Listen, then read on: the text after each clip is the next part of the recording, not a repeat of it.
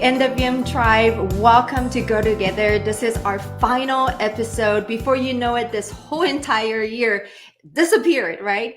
But we have grown so much. We've journeyed with so many ministry colleagues and friends, and we learned from them and we grew together. And I am so honored that we get to do this. You know, at the national level, we have an under 40 representative. I'm pretty sure you know it. Her name is Dr. Melissa Alfaro. She is an executive presbyter representing under 40 ministers, both men and women. So I thought it would be so wonderful to have her come on for briefly to give us the bird-eye picture about what's happening at the national level and also what to look forward to in the coming year. So let's welcome Dr. Melissa Alfaro. Thanks, Sehi, and hello, NWM friends. I am so excited about what God is doing in and through our U40 ministers. Their exegetical preaching, their creativity, the way they honor the previous generation, their faith, stepping out to plant a church, go to the mission field, stepping in to revitalize the church, pastoring and raising up the next generation of students who are biblically engaged and spirit empowered. You know, one leadership trait I've observed among the U40 ministers that has been transformative is authenticity. We not only long for the authentic in the way we do ministry, but we seek to be authentic in our relationships, sharing our stories with others, the wounds and the wins. Authenticity has also given us courage to confront veneered realities and structures that may no longer be fruitful. It's pushed us to ask the hard and necessary questions. Why do we do this? Creating opportunities for much needed growth and change. As we look forward, one of the great resources that was initiated and is being collaborated on by U40 ministers and our national discipleship team is Foundations of Faith. It's a small group study that will give each student and adult a solid biblical foundation into what they believe, why they believe it, and will provide a firm foundation for our children and youth to walk out their faith articulated for generations to come. Be looking for this resource to be released in August 2023 at General Council. We can't wait. Another area which has been a huge win for our U40 ministers is connected to the resolution that was passed at the 2021 General Council about recommending that each district have a U40 executive presbyter, a female executive presbyter, and an ethnic executive presbyter. It was an effort to perpetuate the culture we were seeing at the national office throughout our fellowship. And since that resolution was passed, listen to this, our statistics reflect a growth in our under 40 representation in the leadership bodies around our fellowship.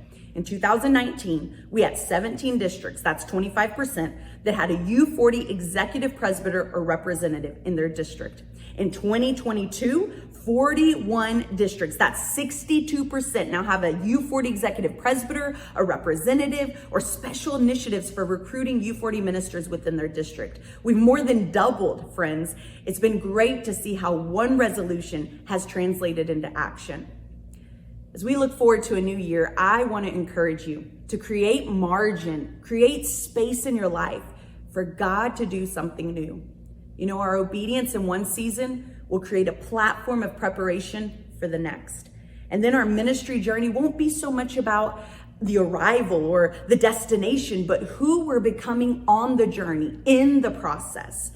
Whether it's creating margin to build more authentic relationships, space to develop your skill set, maybe go back to school, space to get rid of old habits, create new ones, space to step into a new ministry assignment or to answer the call, apply for credentials, ascend in your credentials, space to serve on a committee that may not be aligned with what you thought your 10-year plan was. What could God do in your life if you gave him margin to do something new? I want to encourage you, friends, create the space for it and watch how God turns your obedience into traction for the next season. God bless you. Thank you so much for that wisdom and an encouragement, Dr. Melissa. We love you, and we're so glad that you represent us, and you represent us so, so well. Well, of course, this episode is a final one, so we want to have some one-on-one conversation with some of my co-hosts.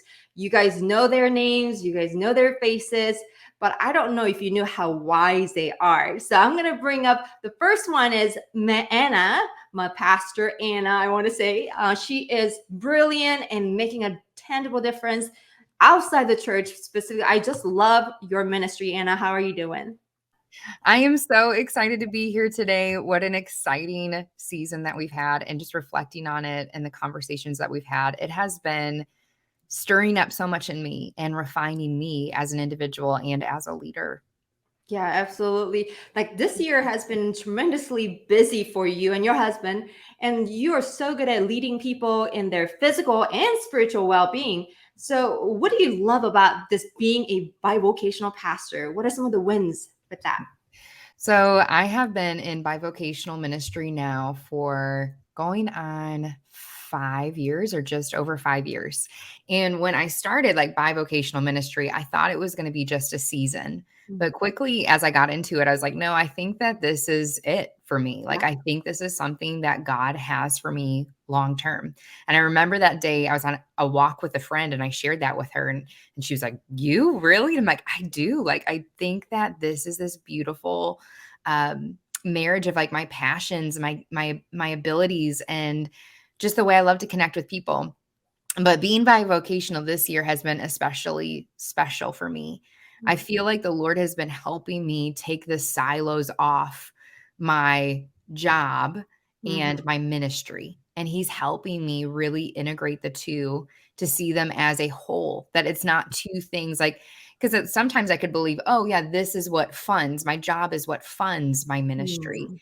But instead, starting to see the sacred in the bivocational part of, no, this is my ministry. And so the win for me this year has been learning to live in that integrated middle of the Yeah. two, that one doesn't begin and the other ends, and then one ends and the next begins, but really it is this ebb and flow and rhythm I get to live in instead of clocking in and out of one, which has its challenges. Yeah. And like, today here I am, I started my morning working on my job, then I started doing stuff for our church, and then hop over here to network work. And so it's just like one of those things where it's like, oh my gosh, the ebbs and flows of the day Yeah.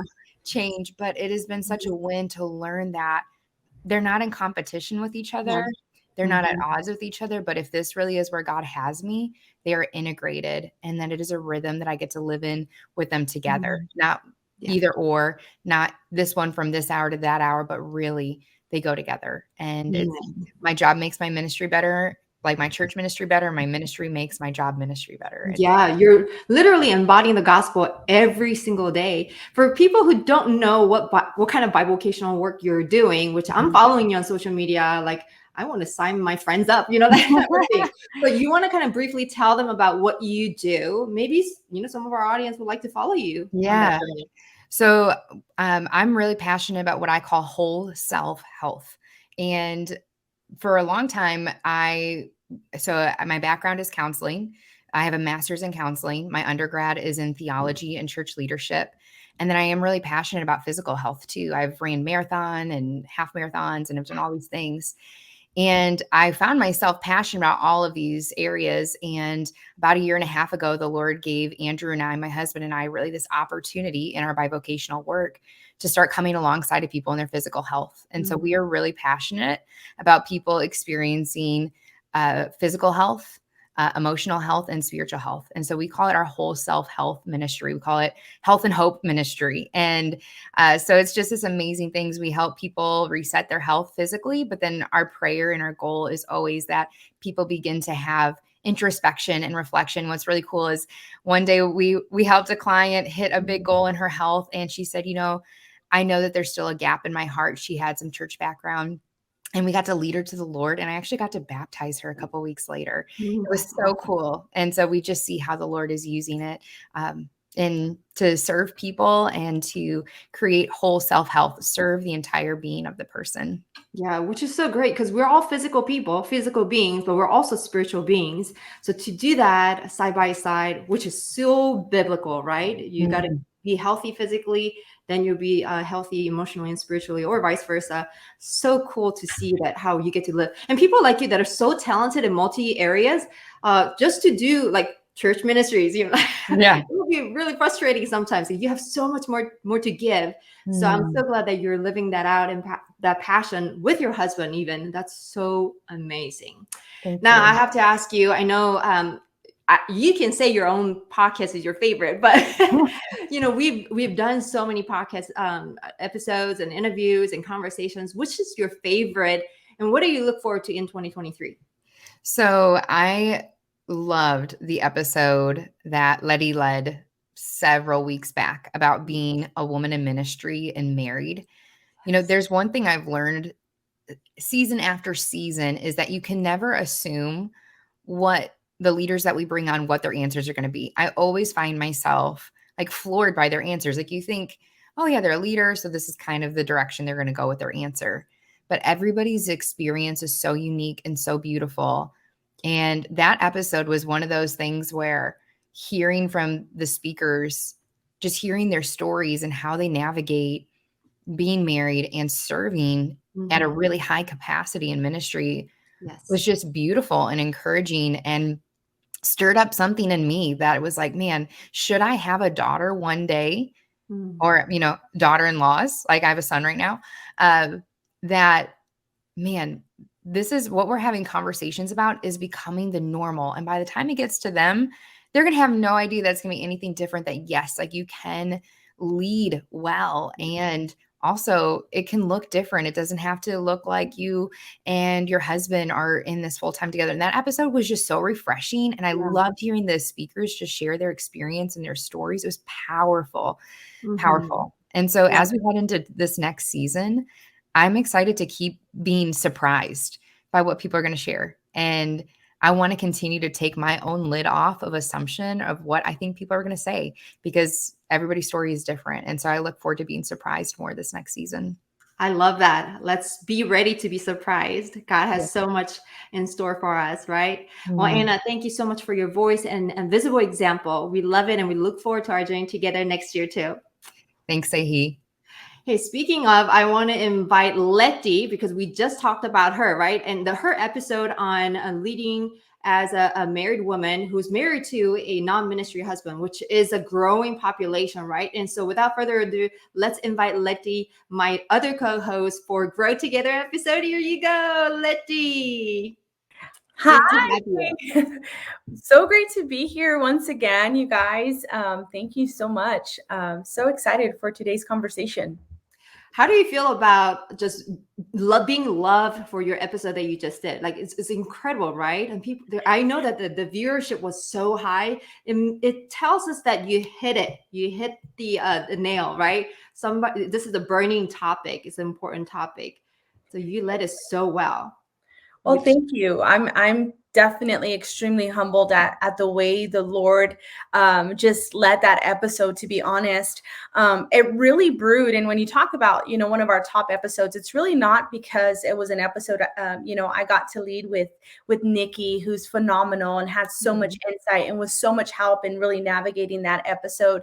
But it really ignited because I overheard a conversation with my husband, and now my husband and I, we both lead pastor here in Andrews. And so we do ministry together consistently, constantly. So he is in full-time ministry.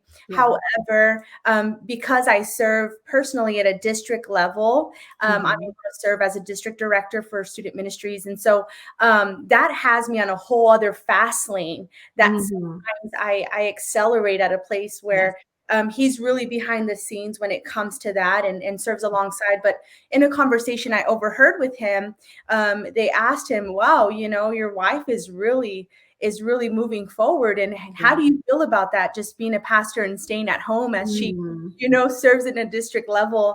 And something that my husband said, it really ignited my heart for that specific conversation. And that was, man, I'm okay with being behind the scenes. If I can push her forward to the doors that God is opening for her, that is never a problem for me.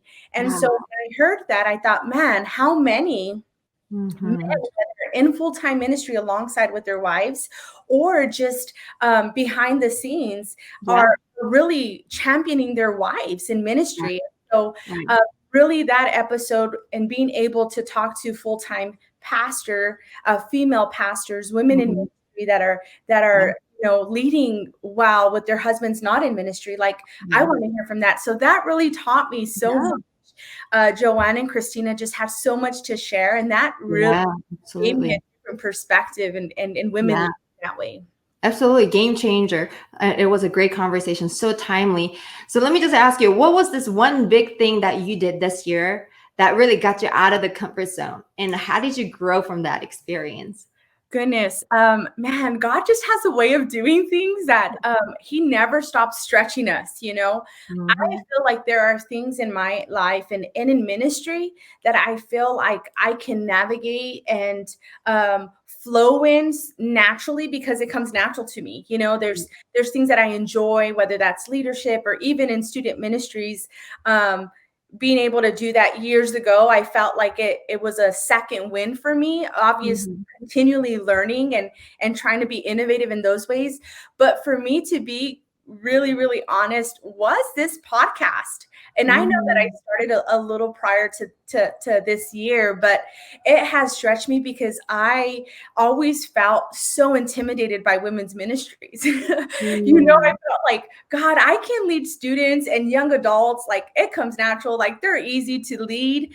And I say that very carefully, but being in a room with amazing women and being in Mhm. conversation with amazing women that are anointed by God, it almost feels like, okay, this is my challenge. Like what do I have to offer and what could I possibly give as as a woman and working alongside other women in ministry. And so Mhm. for me, there were moments, and to be honest, Sehi, I know you know a lot behind the scenes, but there were moments where I was in conversation with you saying, Sehi, and I was weeping because I'm like, I don't know what I'm doing, and I don't know really what we can give to the table. And I think Mhm. many of us, we can sometimes find ourselves in a place of comparison and feel like I'm just not that high quality of a leader as so and so, or I don't carry Mhm.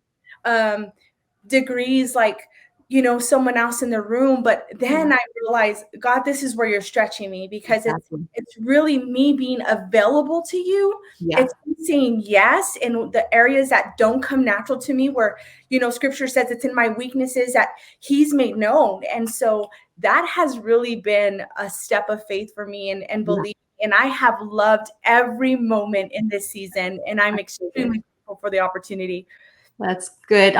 Insider story. That episode that she cried about is the one that has the most hit and viewership. So God knew what He was doing, right? Letty, thank you so much for showing up with that just boldness and courage. Because can you imagine if we didn't have that conversation, how many souls and the people who are burdened with the same topic would not be heard, right?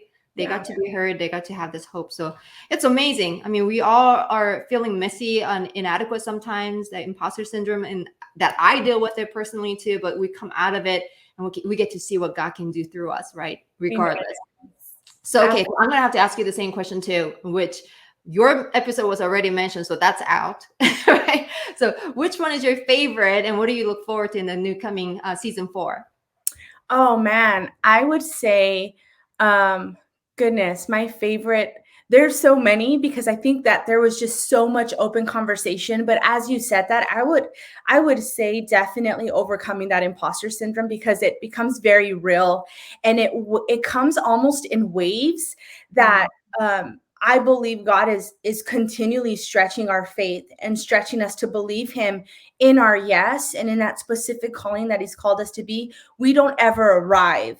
I Yeah. wish we could. I wish we can reach that like peak and say, okay, we're here. We got it down. Let's Mhm. go round 10. But it's not really that way. And so it's almost like in those moments where our insecurity is exposed, and where we feel like, okay, God, you're really exposing areas that are not my strengths. Mhm. How can I lean into you and depend on the Holy Spirit? So imposter syndrome comes in and says, well, maybe Mhm. you're not meant for this. Maybe you're Yeah. not created for this. And so that conversation really, really struck something Mhm. in my spirit. Even if I wasn't feeling it then, I Yeah. leaned back on that when I was. Yeah. Yeah, Mhm. that's probably one of my Absolutely. favorites too. That's good. Well, Letty, I'm looking forward to growing with you in our season 4. Some new challenges and changes are coming up, and we are ready to tackle those areas of tough conversation. And we need tough women like you, Letty. So thank you Oh, for I'm being part of honored. it. I'm so honored, and I look forward to season 4. Right. Guys, we have some competent leaders and co-hosts on this episode. I mean, we had Anna, who's a bivocational minister, just amazing. I mean, I've known her for many years. I don't know, 13 years and more plus. Can't believe it. And her character's been the same, but her leadership continues to grow. Man, she gets to be part of this conversation as a co-host. Fabulous. And Letty, she's making an influence in the Hispanic women areas, and she is doing things. So we have this ministers that are practicing leadership and courageous faith in their own way. So now I have another one who's making an incredible influence among Chi Alpha group. I know she recently married and her world has changed, but man, you've got to hear Mary's story too. Mary, we're so honored that you've been journeying with us in this podcast and season. So good to have you. Yes, I'm so excited to be here. So excited to be able to represent Chi Alpha and just share with everyone. I know, right? Yeah, And yeah, just share with everyone what God has been doing in my life as a newlywed. Year yeah. 2 as of August 1st. Right. But also being in Chi Alpha, it's been a true joy just serving on this podcast team. Right. I mean, my husband is trying to convince me to become a Chi Alpha minister for Oh many years. yeah, I think he gave up on me now, but it's just yes. the ministry he wants to do. He loves college ministries. Yeah, that's cool. So, Yeah. what was the most memorable challenge and victory this year that you had as a Chi Alpha ministry? Now, I'm specifically asking this Mhm. question to you because you are one, but also Chi Mhm. Alpha ministry is one of the leading ministries at the national level that brings in a Mhm. lot of conversions. Plus, it's a one of the best ways to create a pathway to ministers. I don't know if people know this, but Chi Mhm. Alpha does a Yeah. great job just selecting high capacity, high potential leaders for the churches and God's kingdom. And so what was the most memorable challenge as a Chi Alpha minister, and some of the victories, and what valuable lessons did you learn from those? Oh, yes. So, for anyone that doesn't know, my husband and I are pioneering Chi Alpha at the historically Black colleges and universities in Atlanta. So lots of challenges and pioneering and building things from the ground up, but lots of victories as well, right? And so, Mhm. for us for this year, we've taken some students to Fall Breakaway for the second time. And it was just so powerful to see the students encounter God in such an incredible way. And also, we took about 7 students last year. We doubled our numbers this year. So we're growing. And I'd say just while there, we were able to have some students make a decision to be all in for Christ. That's And good. one of them told us that, she'd been wrestling with her faith and had been thinking about it, going back and forth. Do I want to be all in? Do I want one foot in the door, one foot out of the door? And she said, because of my experience at Fall Breakaway, I want to be all in and I want to get water baptized. And Mhm. so we're truly seeing some fruit, right? But also in pioneering, I would say a lot of things that come up is comparison. And Mhm. so oftentimes I'll compare the growth and the fruit and the results that I have in year 2 with individuals that have been, plowing the ground for 5 years, 10 years. And so it was even with the numbers that I share with you, oh, we doubled our numbers. I'm like, glory to God, we brought 14 students. But then I'm looking at other campuses, I'm like, oh, but they brought 20, they brought 50, they brought. And so Mhm. I think one of the big challenges for this year has been really honestly sitting down and asking myself and asking God, what is your definition of success? Right. Because I'm thinking about numbers, right? And so I really had to pray and ask God, how do I get out of this comparison? And I really felt like He told me definition of success is obedience and its Mm, impact.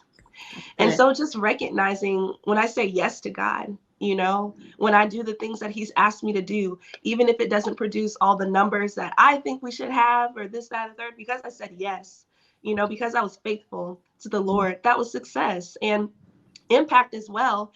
Because and all of this was truly wonderful too, because we have to have these conversations with our student leaders, right? They're Mhm. seeing the same numbers that we have, so if we look disappointed, then they'll get disappointed. And so Yeah. even challenging them as you guys are leading Bible study for the first time, as we continue to do events for the first time, if only 2 people show up, you Mhm. still did your job because you were Right. prepared, You did it in Right. excellence, and the way that we know that we still were successful, if we're still going to use that word, is that they left the small group, or they left the event changed. They left impacted. They left feeling like they were seen, they were known by God, they were loved by God, they were in a true Christ-centered community. And so, yeah, those have kind of been some of our rewards and challenges along the way. But I can definitely say that God has been refining me in this process as well. Yeah, the spirit of competition is real. I'm telling Yeah. you. Yeah, but to have that mindset, and I love it, it's so quotable too. The definition of success is obedience. And Mhm. guess who's going to determine that obedience? Is God. Nobody else can define that. Only God Mhm. can. And so, thank you for the reminder, Mary. So powerful. Wow, the definition of success is obedience. Wow, Mhm. that's so good. All right, I'm going to think about that all day long. That's so good. Okay, so one episode that really stood out to you, and what do you look forward to in our season 4? Yes, yes. Honestly, Letty's podcast, it was just bringing the word. I know, Oh I know man, Anna kind of already mentioned it, but it yes. definitely impacted me as well in talking about married women in ministry, and just overcoming some of the stereotypes. I do lead alongside my husband. We're co-directors, but I'm 4 years older than him. Fun fact, people didn't know. Oh, Yeah, so so what that looks like is that Mm, I just have more experience. I've been doing it a little bit longer than him. mm, Pastors, they all know me more. Like, I did Chi mm. Alpha as a single person Yeah, for much longer than as I've been doing it as a married woman. And so right. I get to be sort of in the forefront of what we've been doing, just Mm, because of experience also. And then people knowing us, knowing me as like Mary Lyons, and then transitioning to Mary Lyons Brown. And so, but I resonated with what they were saying of how, like, they're not concerned about what might be the norm. Like, when they go into these spaces and they want to introduce themselves, and people kind of gravitate to the husband, even though, mhm. Yes. and so have had those conversations with Devon and just been like, could you help me out? Could you Yeah. continue to be my advocate? Could you continue to be my supporter? And Mm, he has, in some of the most wonderful ways. And mm, I think another piece of advice that I really love that they said is that support for a husband that may not be as big into the ministry role, or maybe not like vocational in the ministry role in general, their support may look different. But just for mhm. us to check in with their heart and to Yeah. realize their support may look like, telling us when we're doing too much, Yeah. telling us when we need to say no to a good thing, but maybe Yeah. it's not a God thing because it's not great for us in this season. And when I tell you, my husband has been the biggest advocate in that area. As much as I'd like to think, oh, I have this direct line and connection with God. If Mm, God wants to tell me no, then he'll just tell me that. Well, I have some blinders on mhm. sometimes because I just want to run my race, and it's almost like I just kind of black out everything else on the Yeah. side. And Yeah. so he's in my corner saying, like, I Mm, support you, and I'm your biggest fan whenever you go preach, mm, whenever you go do this, whenever you go. But I think I need you to slow down. I think you're putting too much on yourself. You're starting to get overwhelmed, yeah. and I'm responsible for you as your husband as well. And so I Mhm. really pay attention to Yeah. those moments. So yeah, that was my biggest takeaway. Mhm. I'm so excited about season 4, though. Oh Yeah. man, just the heat that everybody was already bringing in season 3.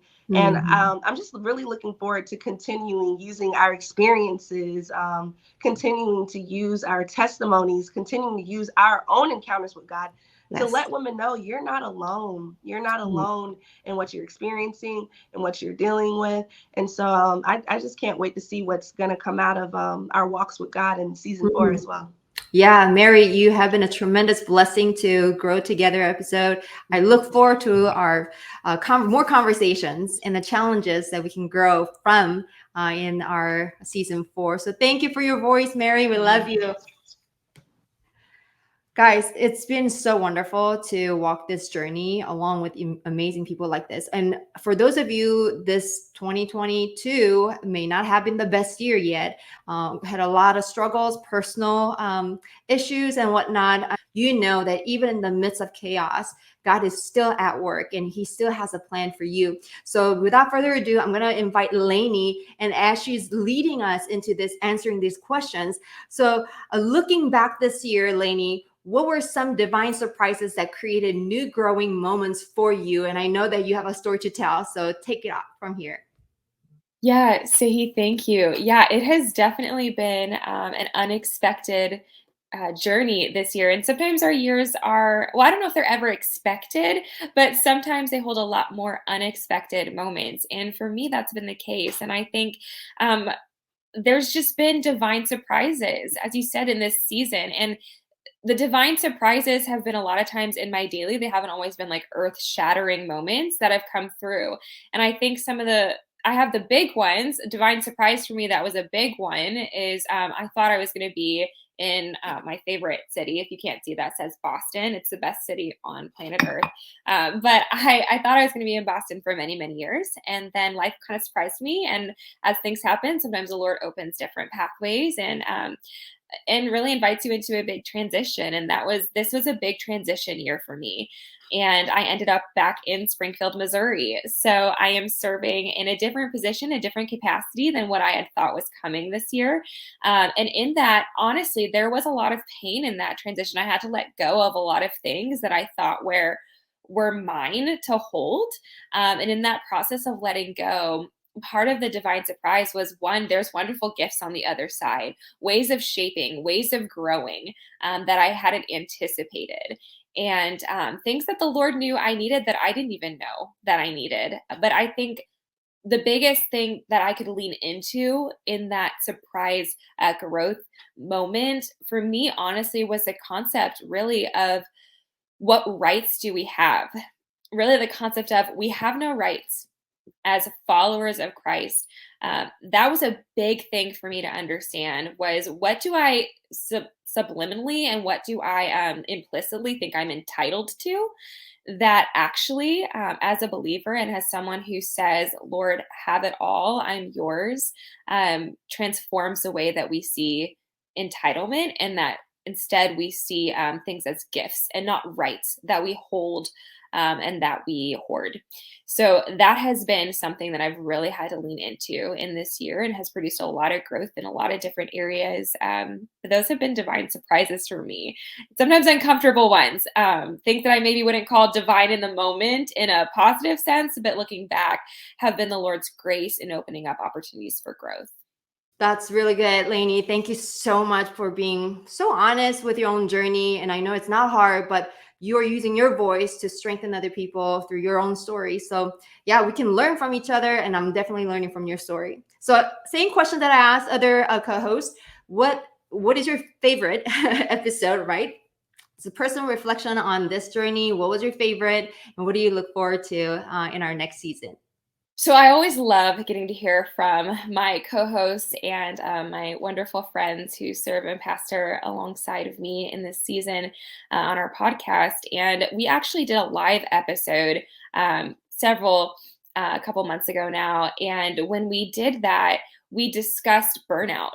And so it was a live episode I was on, but quite honestly, hearing from my colleagues and my friends about their experiences of burnout and their wisdom and practical aspects of what they could do and what they'd found freedom in placing boundaries in their life and how they protected against that, what they did when they realized they were in a moment of that, and how they now lead their lives as a result of what they've experienced was hugely beneficial for me. I want to have a 40-year ministry, not a 4-year, and looking to the incredible leaders around me, specifically in that podcast, gave me such fresh insight and such wisdom in my tools in my tool belt for the future of ministry. So I hope you guys love that too. I know that was huge for me. And of course, with the new year, I'm really excited about so many different things. I think we have a very changing landscape, something that's exciting, but is also producing a lot of questions in my own heart of how do we lean into this next generation? What does that look like? Honestly, for me, I'm a millennial who is primarily going to be leading, yes, other millennials, but a lot of times, eventually in our church, it's going to be a lot of Generation Z. So I am really looking forward to engaging more with young aspiring ministers that represent the voice of their generation as well. And sure, there's nuances in that, but I'm well aware that I have generational blind spots, right? Like I'm not significantly older than some of those at the top end of the Generation Z line, but there's still sometimes generational breakdown. I still find myself, because I have siblings in that age range, and they're like, man, you just don't get it. I'm like, oh no. So I'm really looking forward to engaging more of those voices in our next season, and really learning and growing myself with our young ministers. Thank you. We just love everybody's input.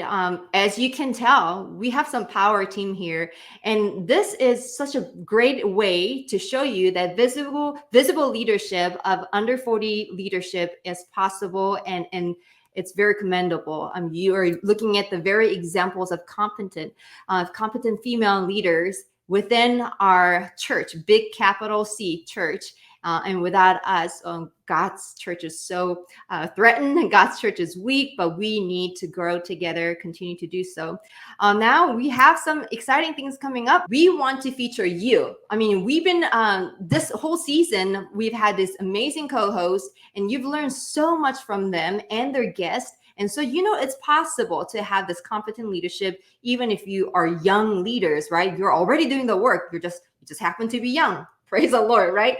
So in this new coming up episode on season 4, we want to feature you, whether you're a high schooler, right? Even if you're a high schooler, somebody says you're a person of wise wisdom, then we want to feature you. We want to hear from college students. We want to hear from young ministers, both men and women, to give us the wisdom. Somebody needs to hear your voice. Somebody needs to hear your stories. So we're going to be reaching out to you, or rather you can reach out to us too. You have a story to tell?